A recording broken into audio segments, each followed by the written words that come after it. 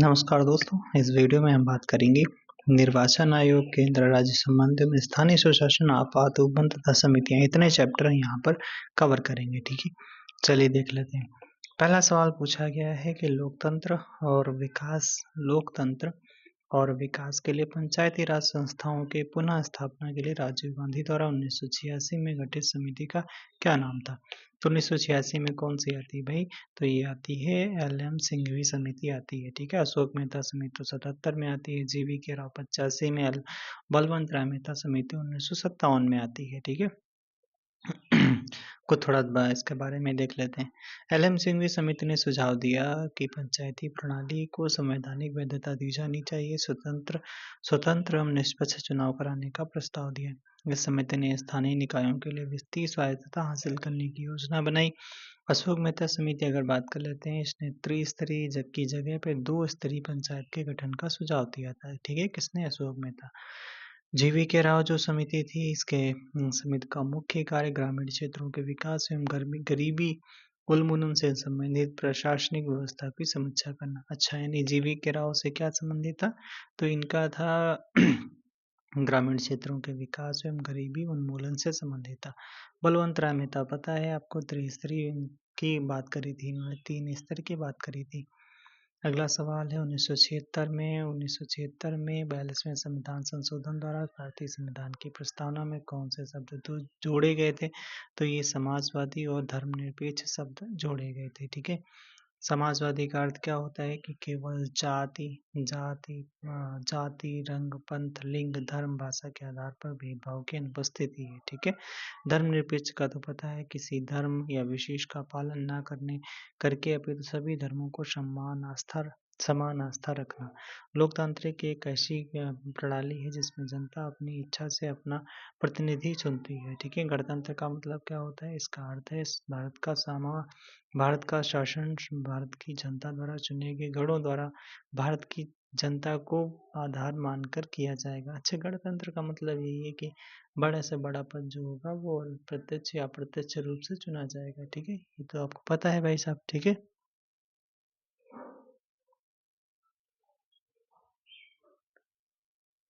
चलिए आगे देख लेते हैं। अगला सवाल पूछा गया है, केंद्र एवं राज्यों के बीच में शक्तियों के वितरण का प्रावधान भारतीय संविधान की किस अनुसूची में दिया गया है? तो किस में दिया गया भाई? तो 7वीं अनुसूची में दिया गया है। ठीक है, और इसमें आपका संघ सूची, राज्य सूची और समवर्ती सूची बताई गई है। ठीक है, ये तो पता है ना, संघ सूची पे केवल जो इस सूची पर कानून बनाने का अधिकार संसद को होता है, और समवर्ती सूची में संसद और राज्य ने केंद्र और राज्य दोनों को अधिकार होता है। राज्य सूची पर केवल राज्य कानून बना सकता है। ठीक है, 5वीं अनुसूची अगर हम बात कर लेते हैं, इसमें SC/ST के आरक्षण की बात की जाती है। ठीक है, SC/ST जो आपका क्षेत्रों अनुसूचित जनजातियों के प्रशासन एवं नियंत्रण को बताया जाता है। दल बदल वाला आपका 10वीं अनुसूची में बताया गया है। 6वीं अनुसूची में जो है आपका असम, मेघालय, त्रिपुरा, मिजोरम राज्यों में जनजातीय क्षेत्रों के विशेष प्रावधान किए गए हैं। केंद्र एवं राज्यों के बीच जो संबंधों का वितरण किस संभाग में दिया गया है? तो भाग 11 में हो जाता है। ठीक है, भाग 11 आपका कहाँ से कहाँ तक? 245 से 263 तक ये चर्चा किया गया है आर्टिकल। और 13वें भाग में क्या बताया गया है? 13वें भाग में भारत के राज्य के भीतर व्यापार, वाणिज्य एवं समागम की बात की जाती है। तेरे को समागम करना है, व्यापार करना है, ऐसे याद कर लो। 9वें में तो पता है ग्राम पंचायतों की स्थापना की गई 9वें भाग में। 12वें भाग में केंद्र एवं राज्यों की संपत्ति, अनुबंधों एवं अधिकारों तथा देनदारियों तथा दायित्वों से संबंधित विषय का प्रावधान किया गया 12वीं में। ठीक है, 14A में आपका अधिकरण बताया गया है। 4A में आपका क्या बताया गया है? तो इस भाग 4 के A में मौलिक कर्तव्य बताए गए हैं। ठीक है, अगला है नीति आयोग का पहले अध्यक्ष कौन थे? तो ये हो जाते हैं कौन? नीति आयोग के पहले अध्यक्ष नरेंद्र मोदी हो जाते हैं। ठीक है, कौन थे? नीति आयोग जो है इसका अध्यक्ष भारत का प्रधानमंत्री होता है। नीति आयोग का गठन 1 जनवरी 2015 को किया गया था। नीति आयोग के प्रथम अध्यक्ष जो श्री नरेंद्र दास मोदी हो जाते हैं। ठीक है, और बात कर लेते हैं अरुण जेटली जो हैं, ये भारत के पूर्व वित्त मंत्री थे। नीति आयोग के दूसरे सीईओ आपके अमिताभ कांत थे। अरविंद पनगड़िया जो हैं वर्तमान भारत के प्रथम उपाध्यक्ष थे नीति आयोग के, ठीक है। और आपके अब तो पीवी सुब्रमण्यम है, अब तो निधि छिब्बर बनाई गई हैं, ठीक है। चलिए आगे बात कर लेते हैं। निर्वाचन क्षेत्रों के परिसीमन का अधिकार किस प्रकार के बहुमत द्वारा किया जा सकता है? तो कौन सा बहुमत लगेगा भाई साहब? सामान्य बहुमत लगेगा, काम हो जाएगा, ठीक है। निर्वाचन क्षेत्रों के परिसीमन का अधिकार किस प्रकार के बहुमत द्वारा किया जाता है? तो सामान्य बहुमत हो जाएगा, काम हो जाएगा। सामान्य बहुमत होता है क्या है? तो सामान्य बहुमत से तात्पर्य होता है उपस्थित सदस्यों के 50% से अधिक सदस्यों के मत से है।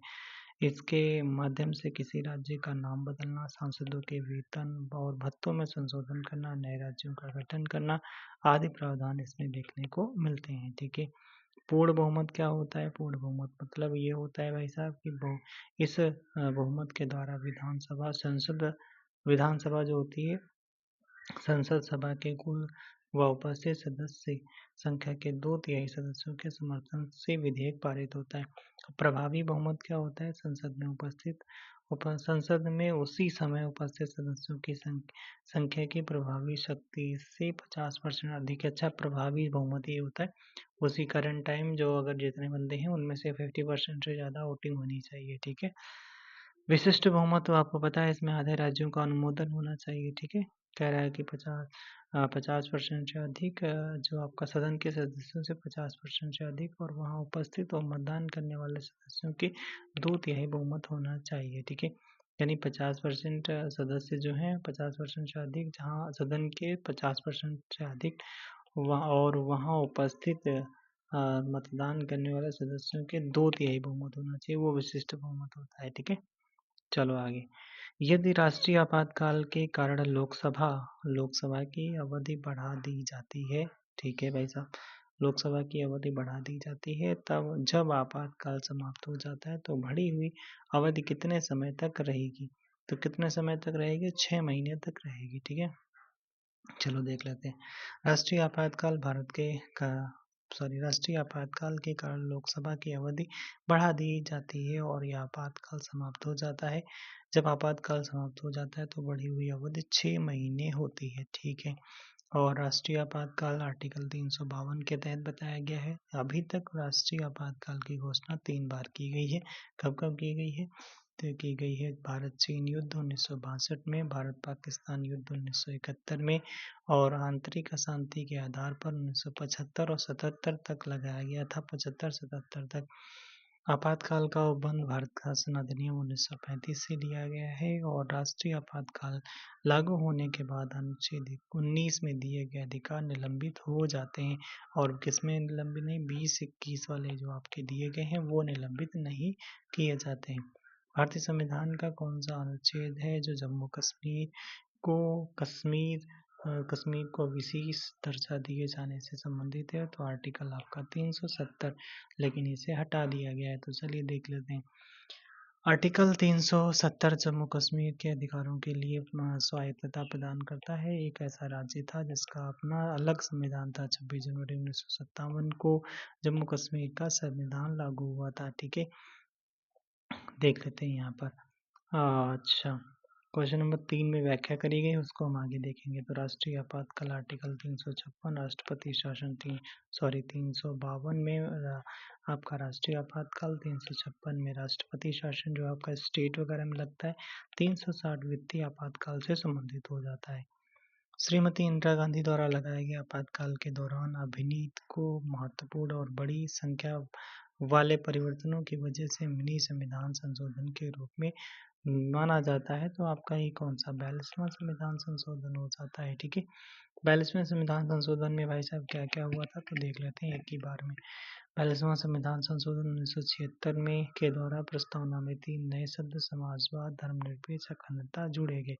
भाग 4A जोड़ा गया में वर्णित मौलिक कर्तव्य को इसी संशोधन द्वारा जोड़ा गया। और 44वां संविधान संशोधन 78 में होता है और सर्वप्रथम कैबिनेट शब्द जोड़ा गया। कहाँ पर? 44वें संविधान संशोधन में। 73वां वाला तो आपको पता है 1992 और 93 में लागू हुआ ये। 74वां वाला 1992 में हुआ, 93 में लागू हुआ। 73वां और 74वां जो है ग्रामीण स्वायत्तता और शहरी प्रशासन से संबंधित हो जाते हैं। 73वां ग्रामीण स्वायत्तता और 74वां शहरी प्रशासन से।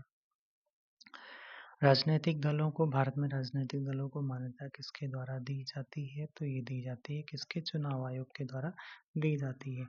चुनाव आयोग अगर बात कर लेते हैं, भाग 15 में बताया गया, आर्टिकल 324 से 329 तक बताया गया है।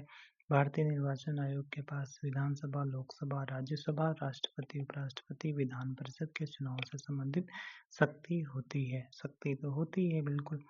लोकसभा का अध्यक्ष, लोकसभा अध्यक्ष जो होता है ना, लोकसभा अध्यक्ष का कार्यकाल लोकसभा के कार्यकाल तक रहता है। विधि आयोग इसका कार्य विधि और न्याय मंत्रालय की सलाह देना इसका कार्य होता है। विधि आयोग के प्रथम अध्यक्ष आपके MC सीतलवाड़ थे। भारत भारत का प्रथम नागरिक राष्ट्रपति होता है। और संविधान में वर्णित आर्टिकल 352 से आर्टिकल 62 तक इसकी चर्चा की जाती है। पकानिकों का दिवोदसम से आप याद कर सकते हो, ठीक है, इनके आर्टिकल। केंद्र एवं राज्यों के संबंधों के निर्धारण के लिए बनाए गए प्रथम 3 सदस्यीय आयोग की अध्यक्षता किसने करी थी? कह रहा केंद्र और राज्यों के संबंधों के निर्धारण के लिए तो ये बनाई गई थी कौन सी? आर्य सहकारिता समिति बनाई गई थी, ठीक है। आर्य सहकारिता समिति जो बनाई गई थी तो इसका गठन 9 जून 1983 को किया गया था। इसने अपनी रिपोर्ट 1988 में जमा कर दी थी। सरकारी आयोग ने भारतीय संविधान के अनुच्छेद 263 के अंतर्गत जनादेश के रूप में एक अंतर राज्यीय परिषद की स्थापना के लिए भी सिफारिश की थी। तो ये भी याद करना भाई, अंतर राज्यीय परिषद जो आपका स्थापना किस समिति की सिफारिश पर हुई थी? तो सहकारिता समिति की सिफारिश पर हुई थी, आर्टिकल 263 में। कह रहा है कि वित्त आयोग को अर्ध न्यायिक निकाय के रूप में स्थापित करने का प्रावधान है। तो कौन सा आर्टिकल? आर्टिकल 280 हो जाता है, ठीक है। वित्त आयोग का गठन आर्टिकल 280 में बताया गया है। राष्ट्रपति प्रत्येक 5 वर्ष के लिए करते हैं और इसमें एक सभापति और आपके 4 सदस्य होते हैं। प्रथम आपके वित्त आयोग के अध्यक्ष के नियोगी थे। अनुच्छेद 300 जो है वाद और कार्यवाही से संबंधित हो जाता है। अनुच्छेद 101 में दर्शाया गया है कि कोई व्यक्ति संसद के दोनों सदनों का सदस्य नहीं हो सकता है। 101 में दर्शाया गया है कि कोई व्यक्ति संसद के दोनों सदनों का सदस्य नहीं हो सकता। याद रखना भाई साहब कि मतलब ये नहीं लपेटे जा रहे हो दोनों सदनों के सदस्य, ठीक है। एक ही में हो रहोगे, चाहे लोकसभा में रहो चाहे राज्यसभा में रहो। 101 का दान करना है, ठीक है। आर्टिकल 279 शुद्ध आय की गणना से संबंधित हो जाता है, ठीक है। वही आपका आर्टिकल 279 जो नहीं आपका GST काउंसिल के बारे में बताता है। नीति आयोग का अध्यक्ष कौन होता है भाई साहब? ये प्रधानमंत्री हो जाता है, ठीक है, प्रधानमंत्री हो जाता है। चलिए अगला सवाल। कह रहा है कि राज्य चुनाव आयुक्त की नियुक्ति कौन करता है? राज्य चुनाव आयुक्त की नियुक्ति कौन करेगा? राज्यपाल भैया करेंगे, ठीक है। राज्यपाल का पद का उल्लेख 153 में बताया गया है। राज्यपाल का कार्यकाल 5 वर्ष का होता है। राज्यपाल जो होता है भाई साहब राष्ट्रपति के प्रसाद पर्यंत कार्य करते हैं। एक ही व्यक्ति 2 या 2 से अधिक राज्यों के लिए राज्यपाल चुना जा सकता है। त्याग पत्र किसको देगा? ये राष्ट्रपति को देगा। और इसका कार्यकाल कितना होता है? राष्ट्रपति करता है, नियुक्ति करता है। यह मुख्य चुनाव आयुक्त की नियुक्ति राष्ट्रपति करता है, जिसका कार्यकाल 6 वर्ष या 65 वर्ष जो पहले हो जाए। मुख्यमंत्री राज्य सरकार की मंत्रिपरिषद का प्रमुख होता है। राष्ट्रपति कार्यपालिका, न्यायपालिका और विधायिका का प्रमुख होता है। अगला सवाल। 1987 में संवैधानिक संशोधन अधिनियम के तहत गोवा को विधानसभा युक्त पूर्ण राज्य बनाया गया। दमन और दीव को केंद्र शासित प्रदेश के रूप में गठित किया गया। तो गोवा के बारे में पूछा गया ना। 56वां संविधान संशोधन हो जाता 1987 में, ठीक है।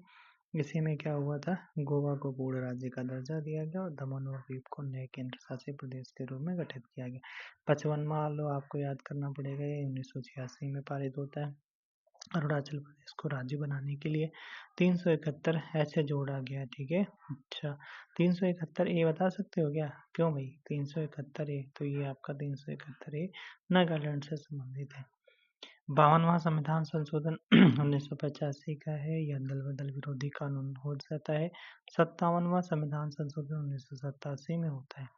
पहली अंतर्राज्यीय परिषद का गठन कब किया गया? अच्छा सवाल है।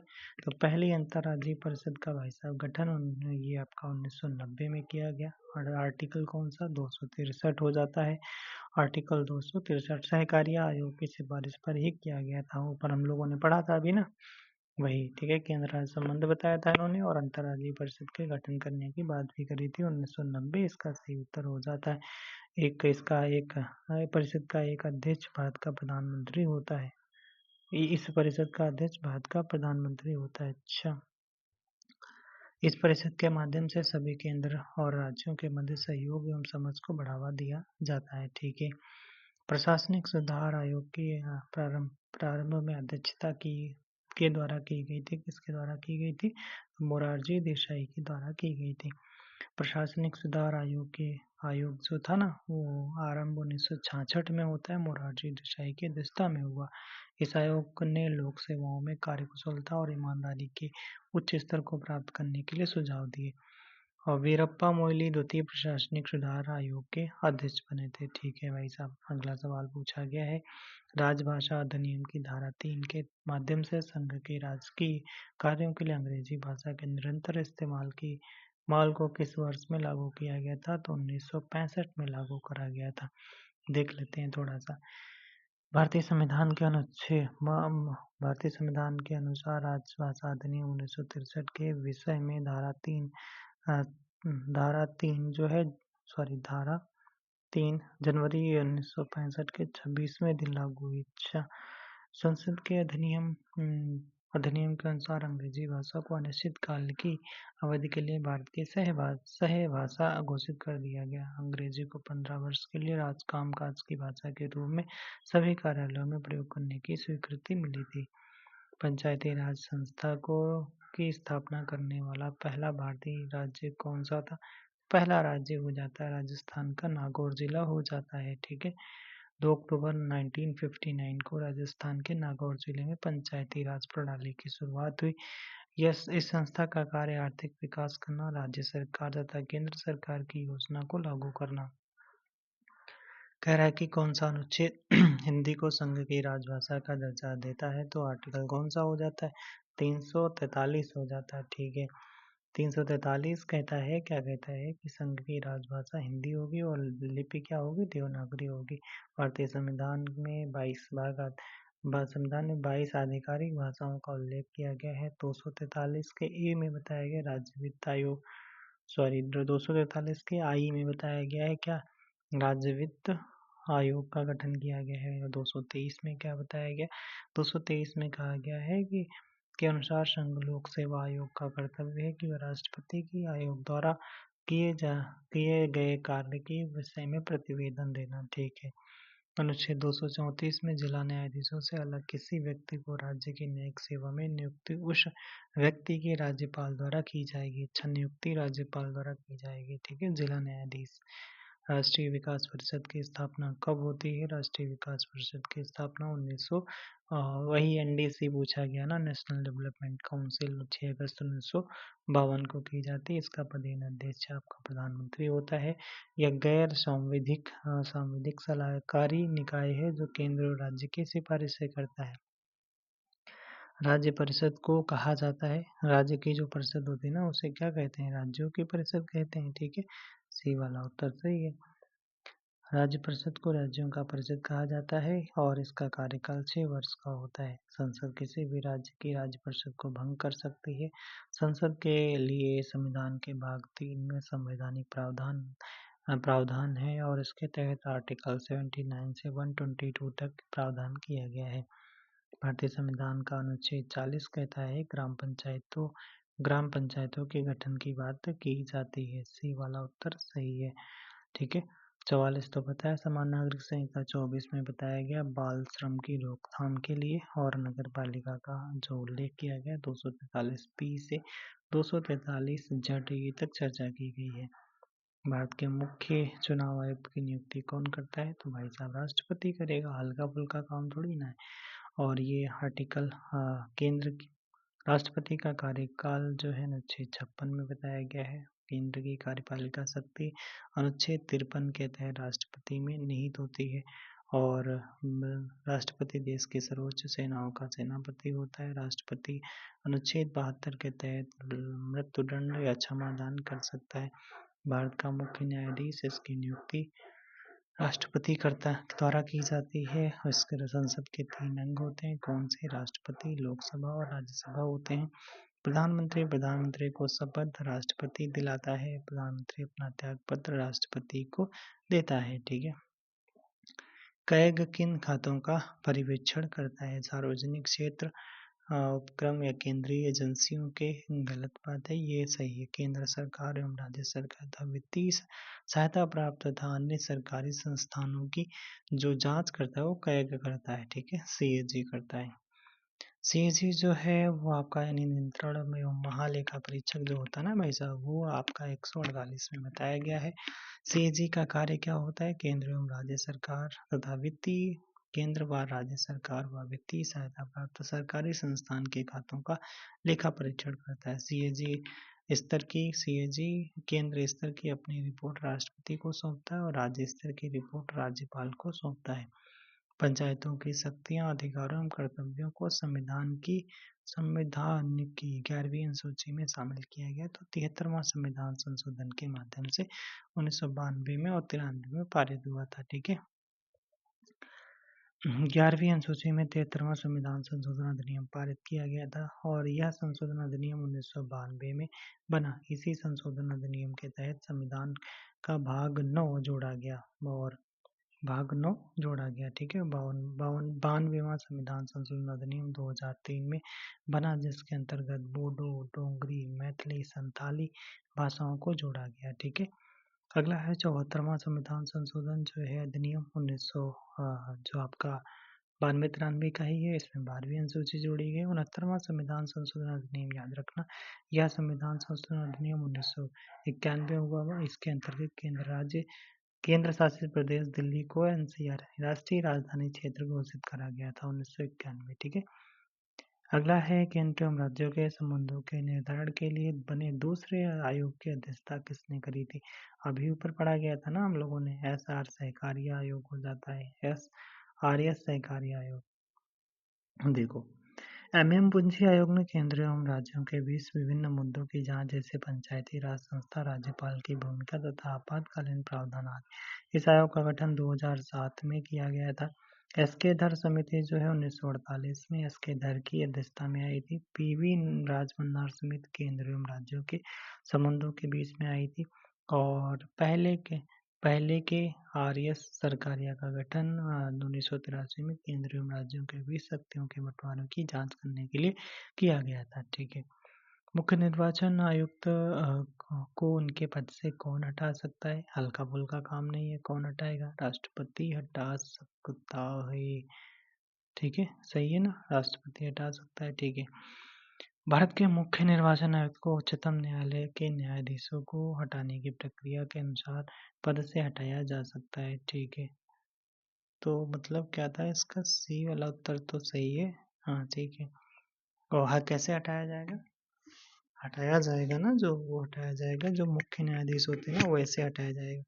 कह रहा है कि उच्चतम न्यायालय के न्यायाधीशों को हटाने की प्रक्रिया के अनुसार पद से हटाया जा सकता है। यानी राज्यसभा और लोकसभा के अलग अलग 2/3 मत से प्रस्ताव पारित कर राष्ट्रपति के हस्ताक्षर होने पर उसे पद से हटाया जा सकता है।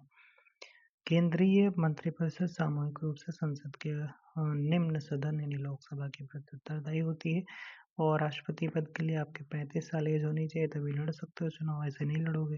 भारत के मुख्य न्यायाधीश सर्वोच्च न्यायालय के सबसे वरिष्ठ न्यायाधीश को मुख्य न्यायाधीश नियुक्त किया जाता है। अच्छा, सर्वोच्च न्यायालय के सबसे वरिष्ठ न्यायाधीश को मुख्य न्यायाधीश नियुक्त किया जाता है। ठीक है। अगला, किस अनुच्छेद के अनुसार वैध कारणों के आधार पर राज्यों में राष्ट्रपति शासन लगाया जाता है? तो 356 वाला है। ठीक है भाई साहब। और ये है, अगर हम बात कर लेते हैं, ये राष्ट्रपति शासन एक बार से 6 माह के लिए लागू रह सकता है। एक बार से राष्ट्रपति शासन, अच्छा, इसे अधिकतम 3 वर्ष तक बढ़ाया जा सकता है। जबकि किसी राज्य का शासन संविधान के नियमानुसार नहीं चल रहा है तो वहाँ राष्ट्रपति शासन लगाया जाता है। अनुच्छेद 309 ये कहता है कि संघ एवं राज्यों में सेवा देने वाले व्यक्तियों को सीधी भर्ती और सेवा के लिए नियम शामिल है। अच्छा, 370 जम्मू कश्मीर से संबंधित है। अब समाप्त कर दिया गया है। अनुच्छेद 352 भारतीय संविधान लागू होने से पहले बनाए गए कानून की समीक्षा से संबंधित हो जाता है। अच्छा, अनुच्छेद 370 है तो जम्मू कश्मीर का ही है, ठीक है। 2019 में इसे हटा दिया गया है, ठीक है। अब 2 सीट बना दिए गए थे, इसमें यूटी जम्मू कश्मीर और लद्दाख बना दिए गए थे। राज्य मानवाधिकार आयोग का अध्यक्ष होता है, तो राज्य मानवाधिकार आयोग का अध्यक्ष कौन होगा? तो उच्च न्यायालय के सेवानिवृत्त मुख्य न्यायाधीश होंगे, ठीक है। अच्छा भाई साहब, इनका जो कह रहा है कि राज्य मानवाधिकार आयोग के रूप में उच्च न्यायालय के मुख्य न्यायाधीश का चुनाव चुना जाता है। अच्छा, मुख्य न्यायाधीश चुना जाता है। मुख्य न्यायाधीश का कार्यकाल 5 वर्ष का होता है। राज्यपाल द्वारा की जाती है नियुक्ति। राष्ट्रीय मानवाधिकार आयोग जो है तथा राज्य मानवाधिकार आयोग की स्थापना मानवाधिकार संरक्षण अधिनियम 1993 के तहत की गई है, ठीक है। और राज्य मानवाधिकार आयोग राज्य सूची व समवर्ती सूची के विषयों की जांच करता है। अच्छा, राज्य मानवाधिकार जो होता है ना, राज्य सूची और समवर्ती सूची, यानी केंद्र वाले में लफड़ा नहीं करेगा, ठीक है। कौन सी जो समिति अर्धन्यायिक प्रकृति की होती है, कौन सी है? तो ये हो जाती है विशेषाधिकार समिति होती है, अर्धन्यायिक प्रकार की हो जाती है। चलो उसके बारे में थोड़ा सा देख लेते हैं। कह रहा है कि विशेषाधिकार समिति की जो प्रकृति होती है अर्धन्यायिक होती है। इसमें कुल 25 सदस्य होते हैं। 15 सदस्य लोकसभा और 10 सदस्य आपके राज्यसभा से होते हैं। याचिका समिति क्या होती है? इसका कार्य प्रत्येक ऐसी याचिका की जांच करना होता है जो सदन में पेश किया जाने के पश्चात समिति को निर्दिष्ट की जाती है। आचार संहिता तो आपको पता है, इस समिति का कार्य आचार संहिता के निर्माण के साथ साथ सदस्यों के व्यवहार संबंधी निगरानी रखना होता है। अधीनस्थ विधान समिति यह जांच करती है कि संविधान द्वारा प्रदत्त या संसद द्वारा प्रायोजित नियमों का ठीक से प्रयोग किया जाए। अगला सवाल कह रहा है कि विधानसभा के कहाँ की विधानसभा ने पंचायती राज बिल 2018 पारित किया ताकि 3 सतहों की पंचायती राज प्रणाली की अंचल समिति को रद्द कर दो सतह प्रणाली की स्थापना की जाए। कौन लोग बना दिए भाई? तो ये अच्छा हिमाचल वाले बना दिए क्या? अरुणाचल वाले बना दिए, ठीक है। अरुणाचल प्रदेश 2 स्तरीय इन्होंने कर दिया, ग्राम पंचायत और जिला परिषद, बस बीच वाला खत्म, ठीक है। अगला यहाँ पर कह रहा है कि भारतीय चुनाव आयोग की स्थापना तो ये आपका कब 25 जनवरी 1950 को की गई थी। 25 जनवरी को वोटर दिवस मनाते हैं। और भारतीय जो आप देख लेते हैं, भारतीय निर्वाचन आयोग में कितने सदस्य होते हैं? 3 सदस्य होते हैं, ठीक है।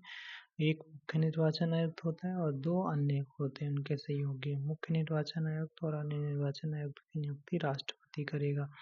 इनका कार्यकाल 6 वर्ष या 65 वर्ष जो पहले हो जाए, ठीक है। और निर्वाचन आयुक्त का कार्यकाल 6 वर्ष या 62 वर्ष जो पहले हो जाए। ओहो सॉरी, यानी ये कह रहे हैं मुख्य चुनाव आयुक्त जो होते हैं ना वो 6 वर्ष 65 वर्ष, और जो निर्वाचन आयुक्त होते हैं ना 2 उनके सहयोगी, वो लोग भी अब 6 वर्ष या 62 वर्ष, ठीक है। किस समिति ने लोकतांत्रिक विकेंद्रीकरण की नीति की अनुशंसा करी थी? तो बलवंत राय मेहता समिति हो जाती है, ठीक है। त्रिस्तरीय थी और हरमंत राय वाली 1984 में आती है, जेवी के राव 85 में, और जो अच्छा इस जीवी की राव समिति, इस समिति का कार्य गरीबी उन्मूलन और ग्रामीण विकास की बात इन्होंने करी थी, ठीक है।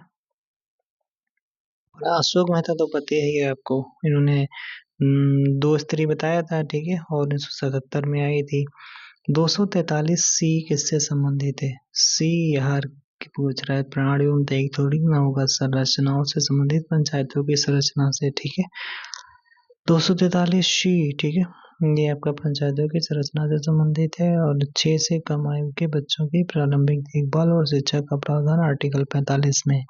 संघ संघ का नाम जो है आपका अनुच्छेद 1 में, प्राणी एवं देश का आर्टिकल 21 में है। कह रहा है कि संविधान में उल्लिखित बजट को कहा जाता है वार्षिक वित्तीय विवरण कहा जाता है, आर्टिकल 112 में चर्चा की गई है, ठीक है। और 12 महीनों तक की अवधि के समय दिया गया खर्च वार्षिक व्यय हो जाता है। लेखा विवरण मतलब क्या होता है? एक प्रकार का दस्तावेज है जो एक निश्चित समय के लिए आपके ग्राहक के बीच लेन-देन को दर्शाता है, ठीक है? चुनाव की कौन सी जो व्यवस्था है बहुमत व्यवस्था के नाम से जानी जाती है। तो ये हो जाती है सर्वाधिक मत प्राप्त व्यक्ति की विजय, फर्स्ट पास्ट द पोस्ट। यही वाला आपका सही हो जाता है, ठीक है? फर्स्ट पास्ट द पोस्ट, ठीक है? जिसको ज्यादा वोट मिल गए उसी का बल्ले बल्ले हो जाएगा। अगला क्या है? कह रहा है कि पंचायत और निगम चुनाव का आयोजन किसके द्वारा? पंचायतों का चुनाव तो राज्य और जो आपका होता है ना राज्य चुनाव आयुक्त वो करता है, ठीक है? राज्य चुनाव आयुक्त करता है, ठीक है? चलो भाई, चुनाव आयोग की स्थापना 25 जनवरी 1950 को होती है, ठीक है? अच्छा, आज़ादी के बाद भारत में पहले आम चुनाव 1952 में होते हैं, ठीक है? और जो आपका वो तेरी इतनी सीटें मिली थी इनको भारतीय राष्ट्रीय कांग्रेस को 489 सीटें, अब की बार 400 पार है नहीं, 489 सीटें इनको मिली थी। नहीं सॉरी, 489 सीटों में से 364 सीटें मिली थी, यानी 400 पार नहीं हुए थे, ठीक है? इस चुनाव के दौरान मतदाताओं के लिए न्यूनतम आयु कितनी थी? 21 वर्ष थी, ठीक है? और भारत के मुख्य चुनाव आयुक्त सुकुमार सेन है, ठीक है? वर्तमान में, लेकिन अभी कौन है ये बताएगा, बदल गए, ठीक है? भारत का पहला नगर पालिका कौन था? तो कौन सा था भाई? तो मद्रास नगर निगम था, ठीक है? मद्रास नगर निगम की स्थापना 1688 में की जाती है और किसके द्वारा? जेम्स द्वितीय के द्वारा की जाती है। दिल्ली नगर निगम की 1958, कोलकाता 1876 और कोलकाता नगर निगम की स्थापना सुरेंद्रनाथ बनर्जी ने करी थी। शाबाश, ठीक है? चलिए देख लेते हैं। भारत के मुख्य चुनाव आयुक्त का कार्यकाल कितना होता है? तो 6 वर्ष, 65 वर्ष, जो पहले हो जाए। 60 हटाओ, 60 हटाओ, 70 हटाओ, ठीक है? अब 5 हटाओ यहाँ पे, यही वाला सही है। 6 वर्ष 65 वर्ष जो पहले हो जाए, ठीक है? सी वाला सही है। यही तो सही था, गलत हो गया, लोचा हो गया क्या भाई? कहाँ चला गया? यही तो है, सी सही है। अगला 1962 में घोषित किया गया राष्ट्रीय आपातकाल कब तक रहा था? ये अच्छा सवाल है भाई साहब। 62 में लागू हुआ ना, और कब तक रहा? तो 1968 तक रहा। ओहो, कह रहा है कि प्रथम बार राष्ट्रीय आपातकाल 26 अक्टूबर 1962 को लगाया गया, 10 जनवरी 1968 तक जारी रहा। इस समय भारत के राष्ट्रपति सर्वपल्ली राधाकृष्णन थे और राष्ट्रीय आपातकाल जो आपका आर्टिकल 352 के तहत लगाया गया था 62 से 68 तक रहा।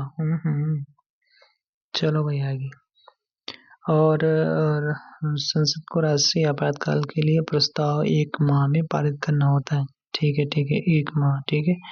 1 माह में पारित करना होता है।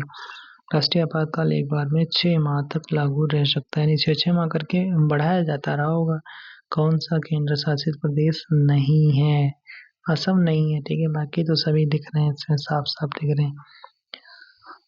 असम 2 दिसंबर को असम दिवस मनाते हैं, ठीक है? लक्षद्वीप एक की केंद्र शासित, लक्षद्वीप की राजधानी कब रहती है? पुडुचेरी 1962 में, अंडमान निकोबार एक का आपका यूटी है।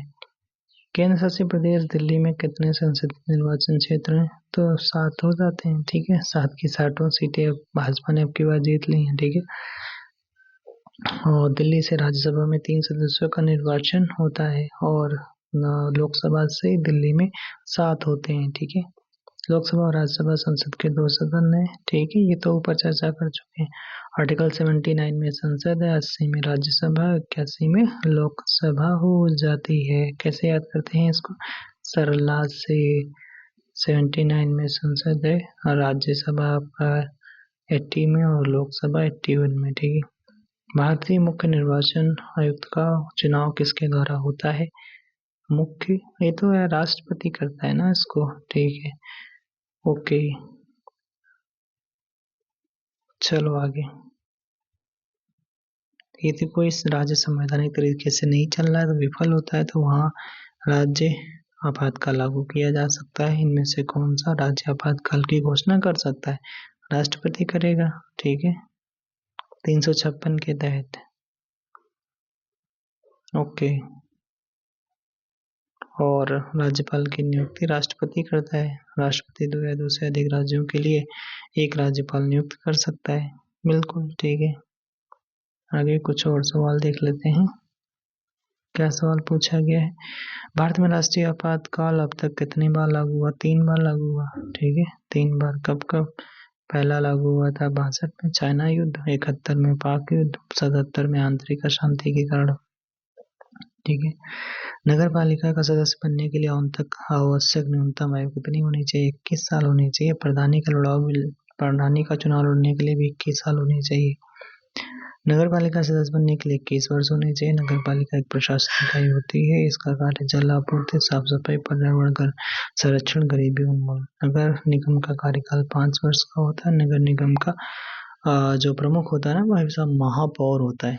कौन? महापौर। और प्रथम नगर पालिका मद्रास नगर पालिका थी। ठीक है, ओके बाय। फिर मिलेंगे नेक्स्ट वीडियो में। कैसा लगा वीडियो कमेंट बॉक्स में जरूर बताइए।